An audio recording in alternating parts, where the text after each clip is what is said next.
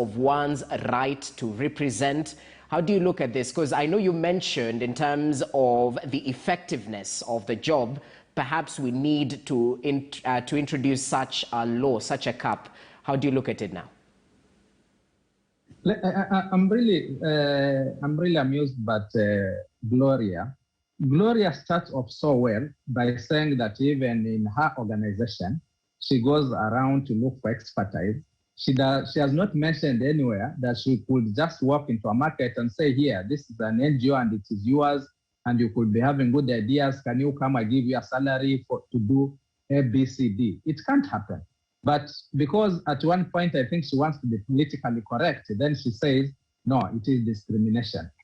And even what my senior professor, whom I respect very much, when he says that all what one needs to go to court and have it removed, I've been in this break, I've been trying to go through the Constitution. Since I'm not a lawyer, I'm not able to pick these sections very fast. But it is in the Constitution, if I'm not mistaken, which says that Parliament was to enact a law to prescribe for some educational qualifications for this elective post. And it is out of that, it is out of that they went ahead now to prescribe this. Whether they did the right prescription or not, that could be debated. I've already pronounced myself that a degree, I think, is too stringent given the current situation. When you look at Kenya across the board, not just in Nairobi and Mombasa, but I'm alive to the fact that there are some areas where if you are strictly going to say that an MCA must have a degree, then probably that MCA will just come with that qualification because it is the only one who qualifies, but the competitiveness will not be there. So it's a balancing act. But to say that once you go to court, it can be scrapped because it is discrimination, then you could as well say, even why put the degree on the president and the governor? Remember, before the 2010 constitution, there was no such requirement. Did Kenya do very bad because of lack of the degree from the previous president, especially the retired, the late Moi, because I'm informed that he passed on without a degree? Well, to me, I cannot prescribe the failures of that government as to lack of degree. If it is about corruption, the major scandal that have ever started the issue of mega scandal was Goldenberg. That time, the minister that time was quite learned, a professor, not even a degree holder. So these are, they need balancing act. And to me, I think we need to take a bit of politics into this matter and look at it. For sure, we need some qualification for these positions because they are very critical. Gloria, I would want to inform you that the work of parliamentarian is not just to go to the village and hold a baraza. In fact, Parliament, most of the work in Parliament is done through committees. And there is no committee which is not important for that matter. Even when you are dealing with a committee on sports, sport is quite technical. For the countries which have done well in these areas, they have people with the proper qualifications. Even coaching team, let alone our local coaches here, for those teams which do well, for those academies which they train people on sports, whether tennis, whether swimming, whether football, there are some serious qualifications for this position. So there is no committee in Parliament. I would want to summarize it that way. That is not important. And it is important that people sitting in those committees, because most of the work, by the time anything comes for debate, it has passed through a committee. And it is in those committees that a lot of work is done, a lot of technical work is done, and you need that expertise. For sure, you cannot just say, because the majority of us didn't go to school, then there should be no discrimination. And in fact, I fault the professor when he said that in Uganda, it is in the committees that people who have degrees. It will again amount to discrimination. And for sure, you cannot have a member of parliament in parliament and not put in a committee because he doesn't have a degree and he was elected. Okay, to me, that amount to discrimination. Yeah. He will not be very useful also to his electorate, because I insist, let's be informed that most of the parliamentary work is done through committees, not even in the plenary. The plenary, to me, is just to be had. But technically, a lot of work goes into that. So it's a tricky balancing act. High, as a footnote. A qualification. Okay, yeah. It's a tricky balancing act as a footnote. Gloria, I mean, let me clarify something very quickly, and Gloria will pick there. Article 38. Okay. Every citizen, you know the ones in the Constitution, every citizen has a right to be registered as a voter. True. Every citizen has a right to vote and then be voted into office and if elected to hold that office. Yeah. It didn't say those with degrees or without those degrees. So that's an area where the court will interpret whether Section 22 of the Elections Act is constitutional or not. That will require the High Court to decide on that. And that's why I'm saying if Gloria were to move to court tomorrow, I think 60% chance that she'll succeed. Gloria, are you moving to court? I probably should, because in fact, even Mheshimiwa Kasim's arguments have strengthened my points. When he says that I talked of expertise, the expertise is not necessarily acquired through sitting in a classroom and getting a degree. We have expertise that is acquired through exposure. We have expertise that is acquired through actually, for instance, growing up in a farmhouse and going to the farm every day. Then you learn to become a farmer, you learn to understand certain elements of farming. And that is the reason this same government, these same leaders actually gave us Kenya National Qualification Authority. They gazetted it and instituted it as an agency to come and say that as long as we can actually certify and through some level of assessment see that you have these kind of qualifications, then we can come and say that, oh well, you know, you are actually indeed, for instance, a saloonist, or you are a whatever. And it's actually, there's a program under the Kenya National Qualification Authority called RPL, Recognition of Prior Learning. And I want to challenge Mheshimiwa Kasim to go and read about that. What they do is they recognize that there are people who actually, they have expertise. They didn't go to school, they didn't actually get those degrees that you're pushing for, but they have high-level expertise, not only in the technical field. I'm not just talking about the plumbers and the electricians and things like that, but I'm talking about people who have been sitting in think tanks as analysts, people who've been sitting in what we call seminars and workshops, basically trying to manage projects. So is that person a project manager or not, just because they don't have a degree? That is why this same leadership pushed for Kenya National Qualification Authority, because there is an understanding that expertise cannot only be gotten from degrees. So at the end of the day, when you ask me, do I go to the market and recruit anyone for my NGO? No, I go to the market and say, I'm looking for someone who can be able to monitor and evaluate the programs under, let's say, gender. And I get perhaps a community worker, a social worker who has been in that space dealing with GBV, dealing with all those women's rights and whatever. Have they gone to school? Probably not. Have they been sitting in a classroom to get a certification or a degree? No, but they are the same ones who will tell you the root cause of the problems. They will tell you the solutions that the community has come up with, and they'll even give you a sustainability plan on how to ensure that we don't, you know, lose out on the gains that that program has been getting. That person actually should be recognized and be certified on a level, and we gauge them and say, okay, this is an equivalent of a degree or not. Okay. So what I would like to say, and I want to talk on behalf of the youth, which is, me, I think this is very sad. We sit in the same boardrooms, in the same National Assembly, in the county assemblies, saying that we are pushing for youth empowerment, youth economic empowerment, or youth empowerment in terms of representation. And we say that it is time that our youth become involved. It is time this and this. But in the same breath, when we are pushing them to the TVET industry, to the technical vocational education and training, and we are telling them, forget about these degrees. In fact, after we had the results for KCSE and KCPE, our own Minister of Education went out to give us the stats of how many are wishing or pushing to go into the TVET and innovative industries, you know? And even when you look at the degrees they're scrapping out, including that of education, there is a reason, there is a thought process, a mindset behind it. So what we are saying is the role of a member of parliament, other than just enacting laws, is representation, yes, Mheshimiwa Kasim Tandazam, there is a very huge role there in terms of representation. They also have a role in terms of budgetary allocations when we're talking about the national revenue allocation. They have different roles. Now, if I'm elected as a member of parliament, my background is in social enterprises, arts and culture, whatever. If I go to parliament, do I expect to sit in the finance committee? If honestly, we are talking about analytical thinking, I should question myself and ask myself, in that technical committee for finance, what am I going to bring to that table? Yeah? So that is why I support the Uganda way, because the Uganda acknowledges that anybody can be elected as a leader. And by the way, as a leader, you must be able to deal with all levels of people.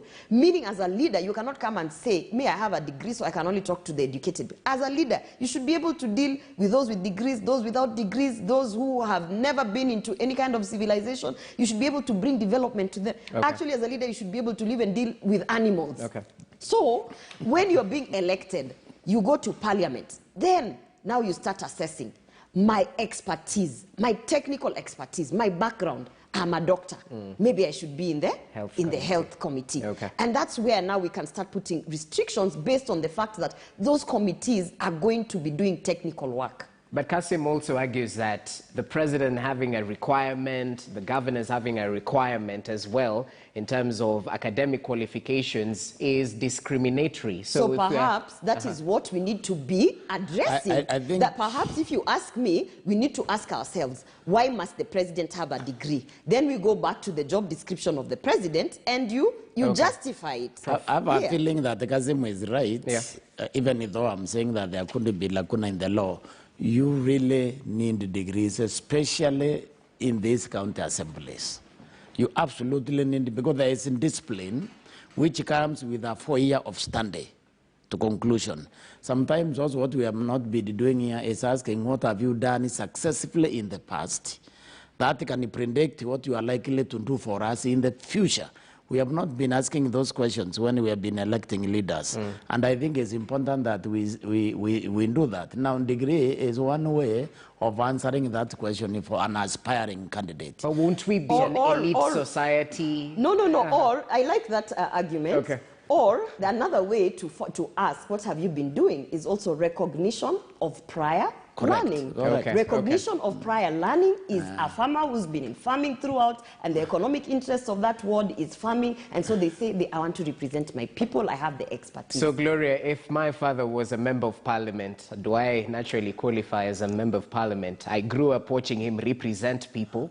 You know what? I would ask this question. Just because our president grew up in State House, was that an obvious reason to vote him in as the president? Okay. Well, the nature of politics in the country is centered on the person themselves. Kasim, I'll give you 1 minute as we conclude on this matter, because we definitely need to talk about others.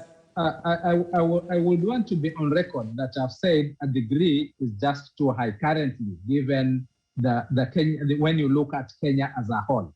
There are some areas that it will be very difficult to get competitiveness when it comes to elections if degree per se was to be put as the minimum qualification.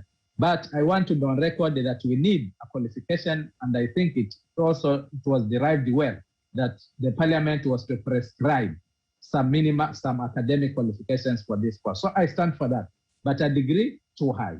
That is what I should want to be quoted correctly. Gloria didn't say they must have a degree. Okay. Otherwise, the issue of qualification, Gloria, go home knowing that it is supposed to favor the youth more, because the youth have had a chance. The current youth in Kenya have had a chance to go to school, unlike the older generation. So if this law was passed, Gloria, I think we should be pushing for it for your youth, because they are the ones with more degrees than all the people who are currently in parliament. We'll be pushing for a minimum qualification that actually says that TVET is the standard, because that is what the youth have been focusing on, and that is actually where we are directing the youth. So I would be pushing for TVET to be a certificate, a diploma, or a TVET, a recognized form of learning under TVET. Okay. Yeah. Okay. Now I understand why we say the youth are leaders of tomorrow, because we are afraid of their challenges today.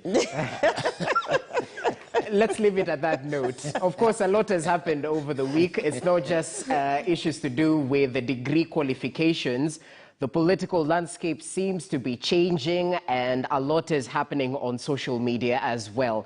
Just recently, Deputy President William Ruto launched a scathing attack against his boss, President Uhuru Kenyatta, over reports he was backing plans for the revival of a more rebound NASA outfit, in a bare-knuckle attack that clearly points to growing rift between him and President Kenyatta.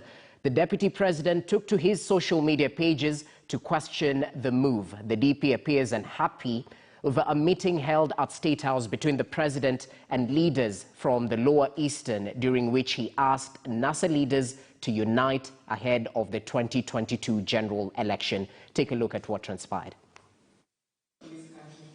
President Uhuru Kenyatta's State House meeting with leaders from the Lower Eastern region on Monday, and talk of President supporting one of the NASA principals has reignited the simmering political cold wars between him and his deputy William Ruto. In a post directed at President Uhuru Kenyatta, DP Ruto asks, and I quote, "So what happens to the Thurakus, the Kumira contingent, the 8 million of us who woke up early and voted 3 times for Uhuru Kenyatta William Ruto ticket?" End of quote. Wakati tunaungana kuangalia macho kwa macho, ana kwa ana, au viongozi wa NASA, kiongozi ambaye atakuwa mbele sisi kuangalia na yeye macho kwa macho ni Uhuru Kenyatta, sababu amepewa kazi mpya. Yeye ndiye campaign manager wa chama cha NASA, yeye ndiye campaign manager wa viongozi wa upinzani. In another tweet, the DP further puts to task his boss, asking him, and I quote, "Was the destruction or dismembering of Jubilee a national party meant to pave way for support of regional or tribal parties in NASA?"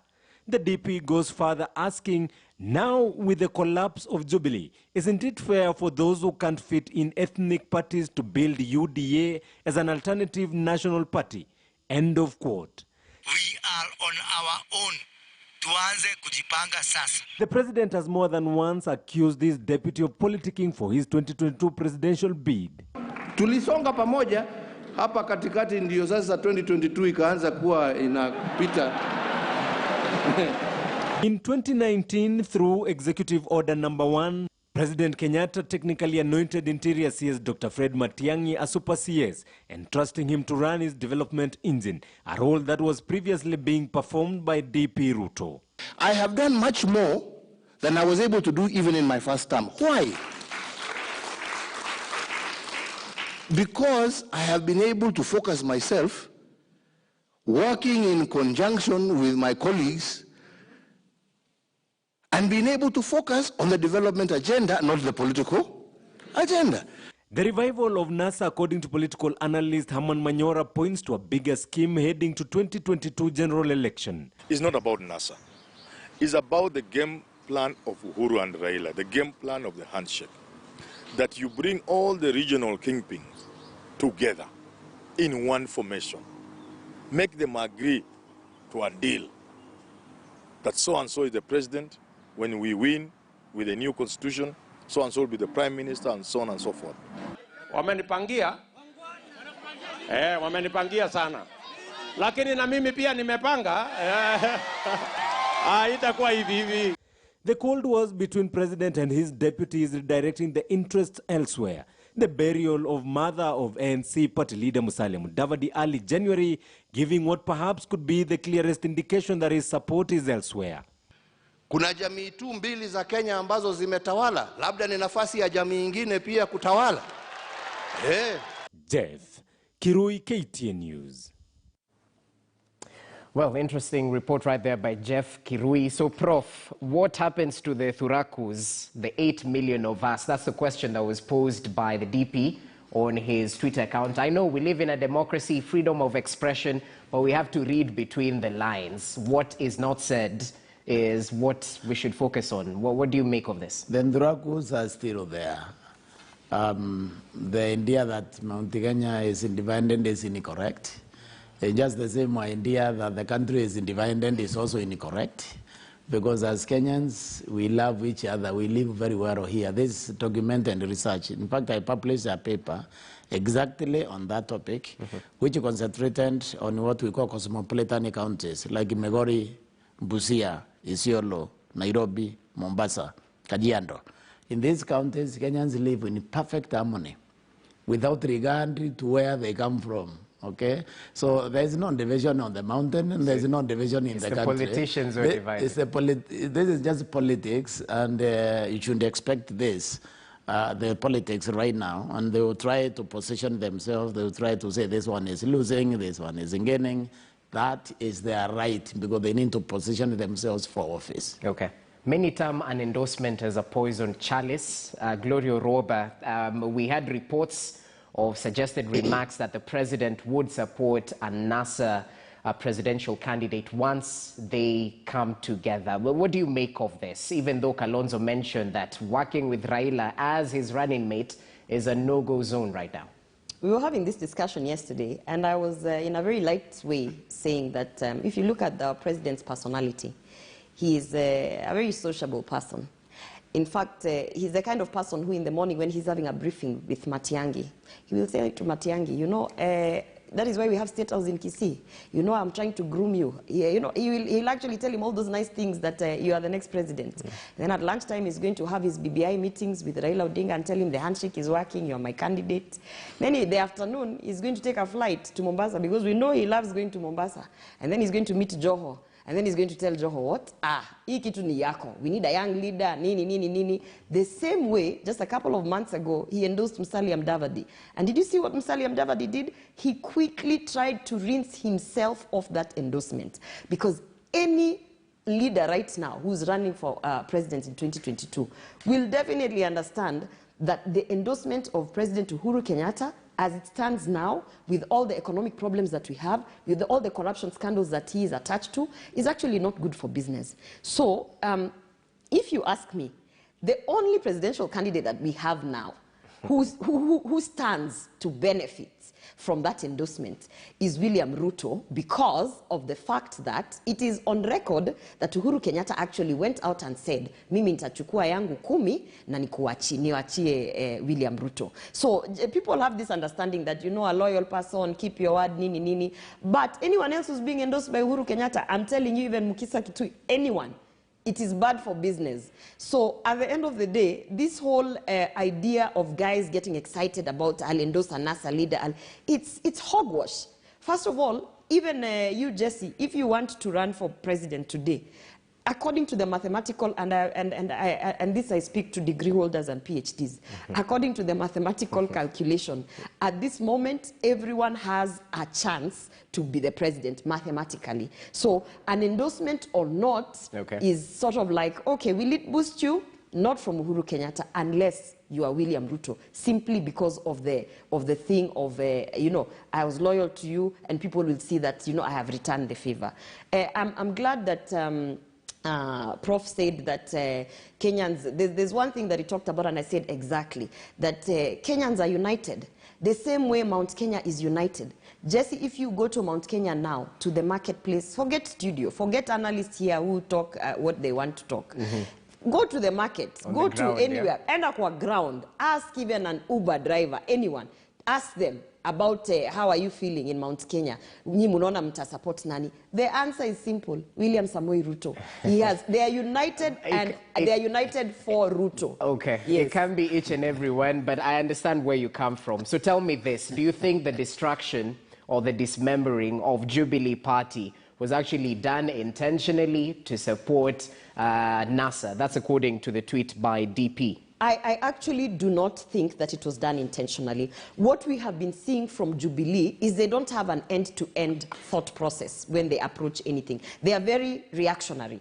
I think at that moment, there was this panic that, you know, William Ruto is gaining ground. He's gaining popularity. What do? Let us punish his loyal people within the party. So it started with small little fights, like let's kick out, you know, our watu wa tanga. You know, this one has refused to go on disciplinary issues. You know, just sort of antagonizing to see if it will slow him down. But what they did not realize is that the ripple effect of antagonizing those few people that they started with was that the other remaining members who could see that this was wrong would definitely now start aligning themselves with justice, aligning themselves with what they think is fair and right. So the destruction of Jubilee was not necessarily a well thought out plan. If you ask me, by the way, anything that Murathe is leading or steering is not necessarily a well thought out end-to-end plan. It is simply reactionary. And now the situation is that Jubilee is dead.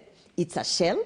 If you sit down the people who pushed out all of those Jubilee members and ask them, what was your plan? Now these people are out. What was the plan?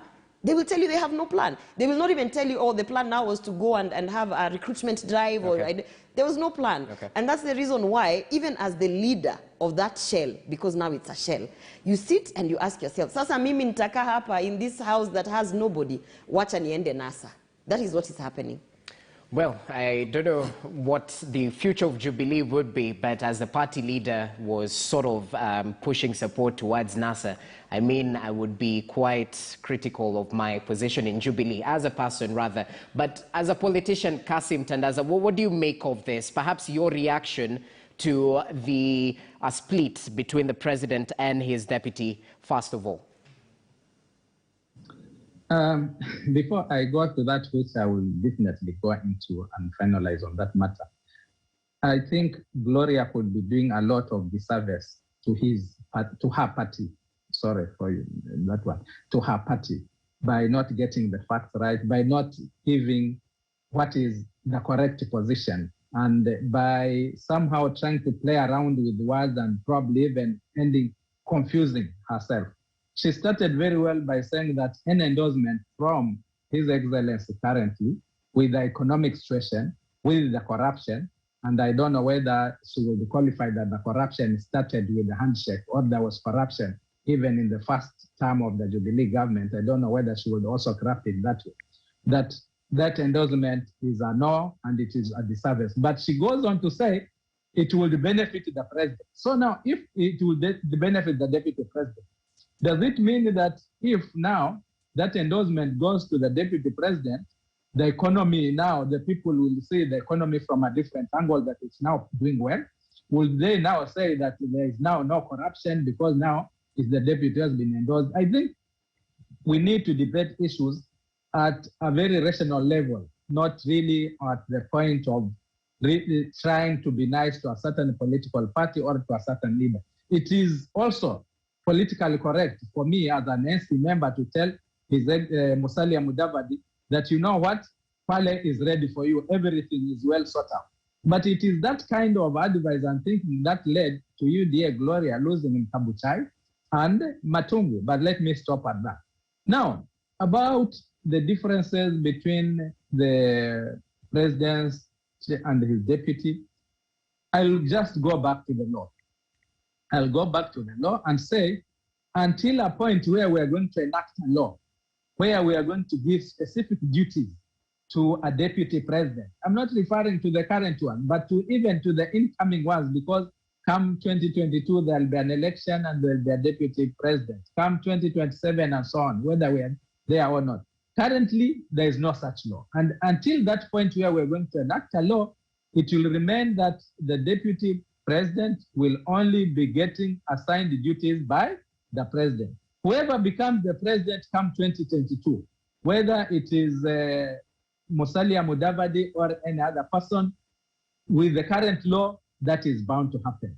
So whether that president decides to give duties and up to what level, it is upon the president. But for now, if I were the one going for the top seat, that is the presidency, I will not wait for anybody's endorsement. If anything, history tells us that when you get endorsed, you don't get a seat. It is the same. The current president knows that very well. Moi endorsed him. What happened? He didn't get a seat. In 2013, the deputy and the president got their seat. Who endorsed it? So it really, to me, doesn't really make a lot of sense that a leader wanting to be a president of this country is waiting for some endorsement. I think that is, to me, a very wrong way of looking at things. And then I know also, there is also a tendency of the ordinary voter to also rebel when it comes to a point where he'll be told, this is the person that I want. They will always question why. Why you? And you only have one vote like anybody. So His Excellency is right to the point that he's a Kenyan voter. He has a vote. He'll certainly vote for someone else, for a president incoming come 2022. But to really, me, from where I sit as a politician and as for the record as a deputy party leader of NC, to imagine that as a party, we are waiting for endorsement, and that endorsement will translate into getting the seat, I don't prescribe to that kind of thinking. And the earlier we move out of this debate about endorsement, I think it is also good for the country. But thank God, Kenya has a way of forging ahead with all the politicking going around. We've shifted from DBI, we are waiting the court verdict, we will soon go back to it. Once the court verdict says proceed or not, whichever way will be a debate. Now we are talking about endorsement, we are talking about coalition. For sure, I don't think there'll be a NASA coalition coming 2022 to produce a presidential vote. There will be new coalition. And for this matter, I don't think there'll also be a Jubilee, because history also tells us that after every 5 election cycle, 5 years, we end up with the new formations, and it's the new formations which actually win this ticket. So let reggae continue, life goes on, but let those who are invested with executive duty also do their part. This debate should not stop the CSAs working. It should not stop the governors working. It is not stop even the president as executive working for this nation. Noted, Kasim. Gloria, right of reply, of course. I think I want to clarify something. There was an assumption that Mheshimiwa made by saying, you know, I'm not doing my party justice. First of all, as at this moment, I am not a member of any political party, so I don't know which party you would be referring to.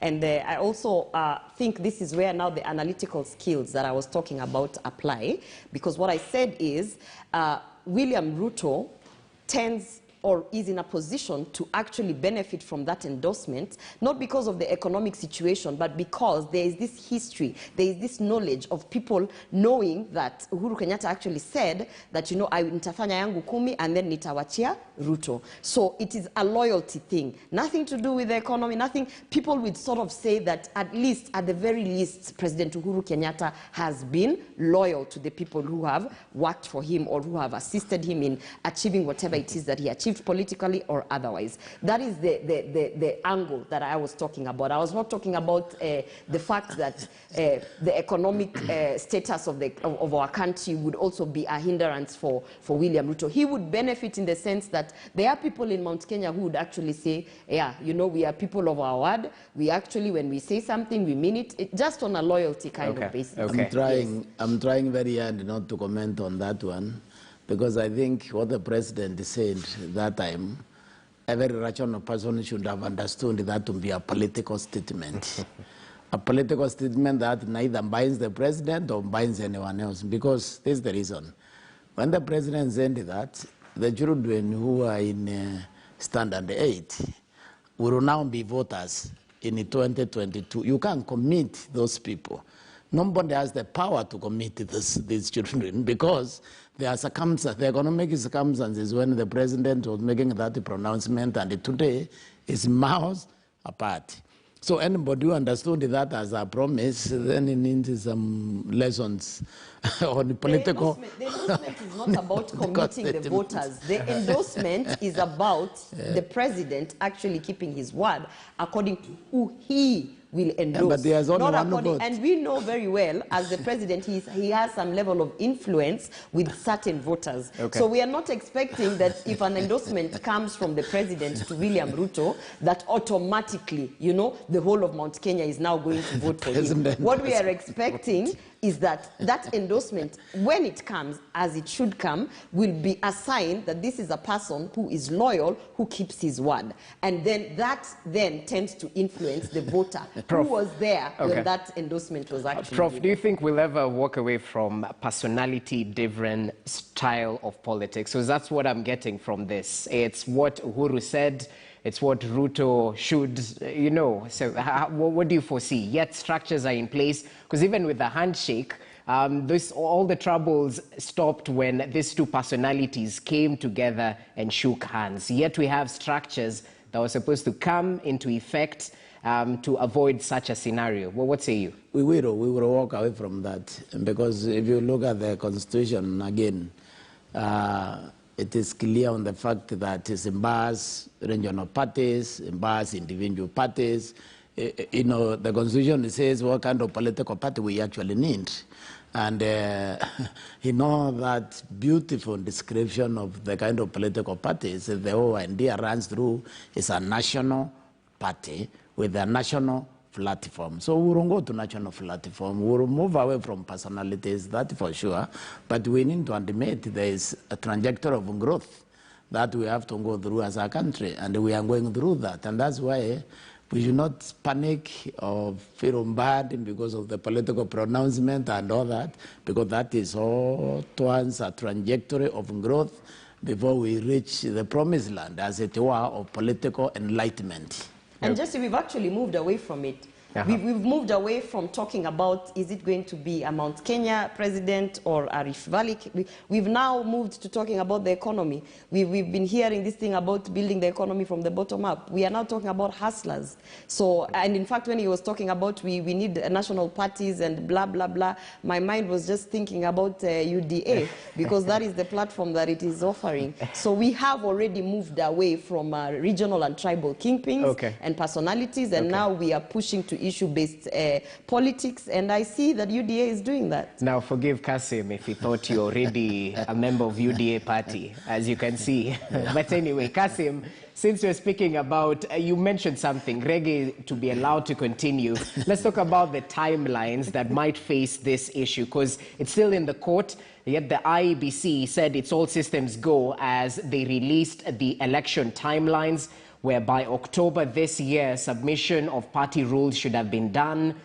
December 9th, end of fundraising for aspirants. By February 9th, 2022, resignation of public officers intending to vie for elective posts should have already occurred. Well, what say you about these timelines, bearing in mind the busy year ahead?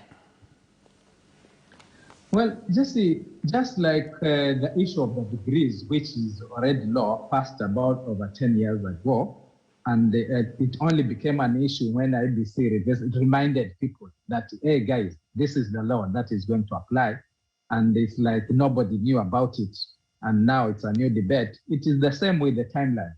With elections coming due on 9th of August, 2022, that's the second Tuesday of the month of August, after every 5 years, if I interpret the Constitution correctly, it falls on 9th. And that's what it is, that's what Chebukati was saying. And working from 9th backwards now to realize 9th. Those are the timelines. Now, for me, as a manager, I will plan with what I have. BBI or no BBI. Whether we like it, whether it will pass, whether it will not pass, whether it will be this year, next year, or the other year, the current Constitution says by 9th of August next year, we are going to have election. So that's be it. And whoever wants to go for an elective post like Gloria, she's reminded now if she had not really done her own calculations. And for sure, as parliamentarians, we've been supporting IBC to carry its core mandate. Right now, there is continuous voter registration is a requirement.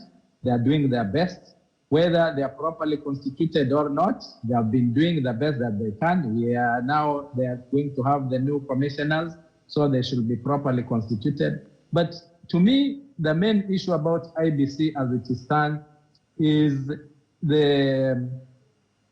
do the Kenyan voter, and I'm avoiding the word politician here. Does the Kenyan voter, does he or she have faith on the IBC? It is upon the commissioners that will join IBC and those who are there for institutional memory to redeem themselves, to show that the voter, finally, the vote of the ordinary Mwananchi was cast, it is going to be counted with or without BBI, with or without system, with or without endorsement. That is, to me, the highest point of IBC. And it's out of that, then, that we are going to progress forward. About the political parties, I think it's a bit sudden, Professor, I have to inform you, because there is some information that there are applications at the register of political parties right now in thousands. And the unfortunate bit is most of them might end up being registered, given the fact that there are very stringent regulations for a political party to be registered.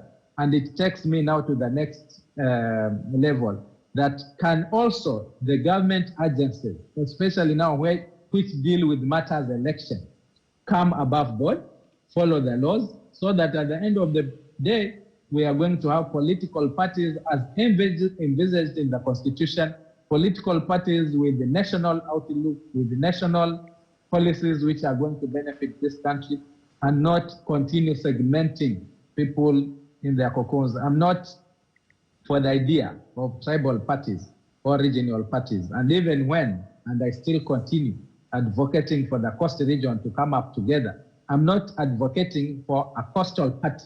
I'm advocating for a national party, a leader from the coast who will be at the national level to actually negotiate at the national platform with other leaders. A leader who will go all over this country to look for votes, to negotiate at that level. But somehow our other government agencies, when it comes to matters of election, they really let this country down, and they also up their game. Well noted, Kasim. Gloria, looking at the timeline, submission of names of candidates for primaries should have happened by April 9th, 2022. So in case you're interested in vying next year, the timelines. I was going to say, the key timelines, I was just wondering, were they also worked on in accordance or in collaboration with our Ministry of Health? Because you see, party primaries is April 16th. Next year. Are we saying that by April 16th, everybody, or at least 90% of the population, would have been vaccinated? Those are key questions we should ask. If right now we have gone back to locking down certain regions, we have cancelled church services, we have cancelled gatherings, political or otherwise, and you're then coming out with key timelines that require, for instance, even this formation of political parties require that political meetings should be happening actually starting from now. This formation of what you're calling, this preparation of the party nominations requires that political parties now need to go back to the grassroots and ensure that their frameworks in the polling stations or wards or whatever other, units that they are using, and that requires political meetings. Just now, we have had to cancel a meeting that I was going to in Kisii because of the regulations and restrictions that we've been given. So I would like to know, and possibly this is a question you should pose to Chebukati, when they were doing these timelines, were they also in accordance or in collaboration with our ministry? And does the executive understand that us who are aspiring and also the electorate is preparing for an election year, what are we doing with the vaccination? Okay, Yes. Prof. Well, what say you? The timelines are in the law. Simple. So, yes. And the law is very clear. They are set, the timelines are set in the law. The subcat did not create them. There are requirements of those party lists be supplied by this date, and then nominations be carried out by this date. In fact, rules also for those nominations, they are supposed to be given by a certain date to the NBC. Those are all in the Elections Act, those requirements. Yes. And, by the way, Jesse, we did not discuss, now that we are talking about the law, we did not discuss at all his utterances that if BBI is not pushed, we shouldn't have elections, because the elections are also in the law. I can think why Jesse ignored that one. Is because postponing an election is extending the term of the president. That you need a referendum. That you need a referendum. So you can ignore that. So what I wanted to say. So what I wanted to say is that maybe we need, due to COVID, we need maybe to mature our politics, the Scandinavian style. You go to any country in Scandinavia, when there is an election, you won't know there is an election. They go on a television show like this on a debate, then they go on the radio, and the people actually go and vote, and they select you from those radio television interviews and so on. Maybe we need to change this thing, the rallies, the public rallies mode, that need to be modified. The physical interaction. The physical interaction maybe to be... But you have to remember the Scandinavian culture is very subtle. You can't compare the African culture to we can make ours like that. We need to change the political landscape. But Yes. speaking of how close we are to the general election, Prof, I'll start with you on this. The role of the church or religious leaders in politics. And of course, coming this close to the general election, we expect campaigns, and this might cross over to the pulpit, where some religious leaders have been under fire for playing partisan, quote unquote. How do you look at this, Prof? You can't, there's the right to have an opinion, and to propagate that opinion is a constitutional right. The religious leaders are citizens in this country. They may be running different Christian denominations, but they have persuasion.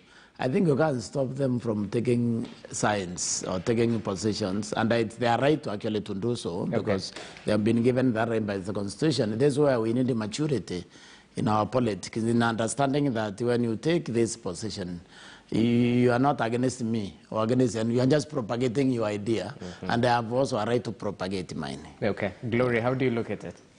I think that the way we say that our leaders are God-sent, that God appointed them, God also has a way of appointing leaders, and that the church is supposed to be, let me say, an instrument, a tool through which we hear God's voice, or through which we are guided spiritually. And by the way, when I say the church, I don't mean like those congregations that you see, but they say where two or more are gathered. Where two or more are gathered. So it is the church, whether you go to the Indian community, the temples, the Islam religion.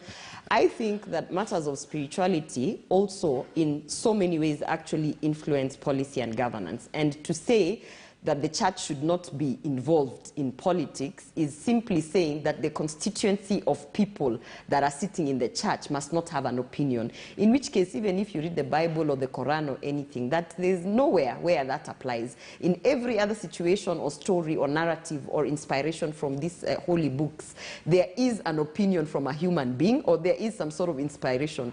So I think, if anything, the church or the religious institutions should play a more impactful and a more rigorous role within our politics, in the sense that if an ordained pastor, or if a priest, or in the Islam, the leaders feel that actually the Lord has told me that, William Samoei Ruto is the person I should support, for instance.